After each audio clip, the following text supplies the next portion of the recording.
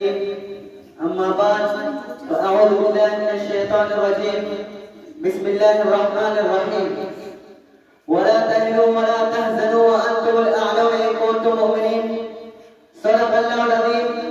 وقال النبي صلى الله عليه وسلم إذا تركتم الجهاد فسلط الله عليكم الذلة أو كما قال صلى الله عليه وسلم.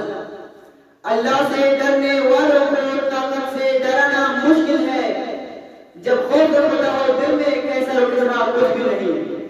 یہ عصمت باطل دھوکے ہیں، یہ سب کافر کچھ بھی نہیں.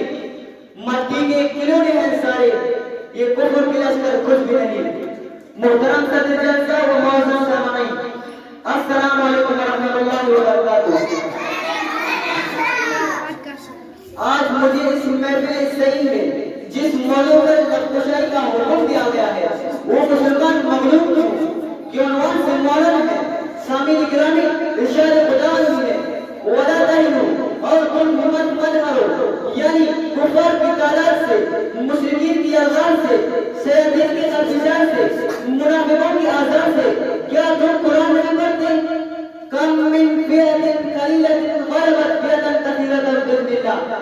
چنانچہ تم بدر میں 313 کے غلبہ پایا 1000 پر، احد میں 750 کے غلبہ پایا 3000 پر، خندق میں 3000 کے غلبہ پایا 10000 پر، خیبر میں 1600 کے غلبہ پایا لاکھوں پر، حنین میں 12000 کے غلبہ پایا 20000 پر، تبوک میں 20000 کے غلبہ پایا 20000 پر، یرموک میں 60 کے غلبہ پایا 60000 پر. ولا تہنوا اور تم ہمت مت ہارو، ولا تحزنوا اور پریشان مت ہو.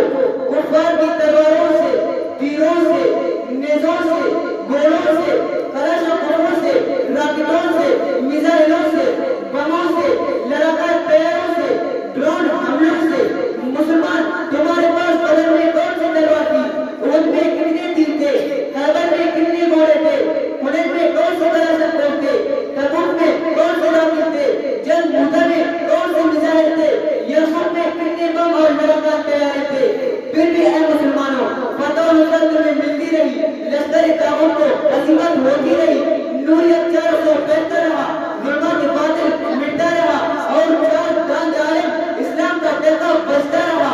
آخر اس وقت مسلمان غالب کیوں کر رہے تھے؟ فتح و نصرت میں کیوں ملتی تھے؟ تو قرآن کہتا ہے وَأَنْتُمُ الْأَعْلَوْنَ إِن كُنتُم مُؤْمِنِينَ. ارے مسلمانوں، پوری کائنات میں تم ہی غالب رہو گے بشرط کہ تمہارے اندر ایمان ہو. بقول علامہ محمد اقبال رحمۃ اللہ علیہ، تقدیر امم کیا ہے کوئی کہہ نہیں سکتا، مومن کی فراست کوئی کافی ہے اشارہ. اللہ کو پامر دے مومن پر بھروسہ، ابلیس مجرم کی مشینوں کا سہارا. جس دن چاہے صفت سیل روا چل، یہ وادی بھی ہماری وہ صحرا بھی ہمارا. چنانچہ اس وقت مسلمانوں کے دل میں نور ایمان سے منور تھے، ان کے ہاتھوں میں توحید کی تلوار تھی، اخلاص کے تیر تھے، تقدیر کی میزائل تھے، اطاعت نبی صلی اللہ علیہ وسلم کے ایٹم بم تھے، وہ سنت نبوی صلی اللہ علیہ وسلم پر ٹھونا تھے. سب سے بڑھ کر وہ بنی قرآن تھے. ان اوصاف کی بدولت وہ اللہ جس طرح بھی نکل گئے، فتح و نصرت ان کی قدم چھوٹی گئی، ناقابل تسلیم مسخر ہوتے گئے، الغرض اسلام غالب اور کفر معلوم ہوتا گیا. گرامی قدر حاضری، لیکن اس وقت امت مسلمہ بدترین مغلوبیت کا شکار ہے. مسلمانوں کا کوئی پرسان حال ہے اور کوئی مددگار ہے. مادی اسباب کی قدر کے باوجود عفت کی مہابیروں کی عزت داردار ہے. دلالی اور چاپلوسی کرنا حکمران کا سب سے بڑا شاہکار ہے. امور مملکت پر قابل اکثر بہتر مکار ہے. سب سے بڑھ کر احکام قرآن حدیث کا منکر و غدار ہے. حضور صلی اللہ علیہ وسلم کا ارشاد ہے آخری زمانے میں کفار مسلمانوں پر ایسے ٹوٹ پڑیں گے جیسے بھوکے تصور پر ٹوٹ پڑتے ہیں. صحابہ رضی اللہ عنہ نے عرض کیا یا رسول اللہ، کیا ہم اس وقت پیدل کے کم ہوں گے؟ سرکار دو عالم نے فرمایا نہیں، بلکہ اس وقت مسلمان سمندر کی جان کی طرح ہوں گے. صحابہ رضی اللہ عنہ نے پوچھا یہ وہ حنانی مرد کیا ہے؟ آپ صلی اللہ علیہ وسلم نے فرمایا وہ دنیا وقراریت الموت.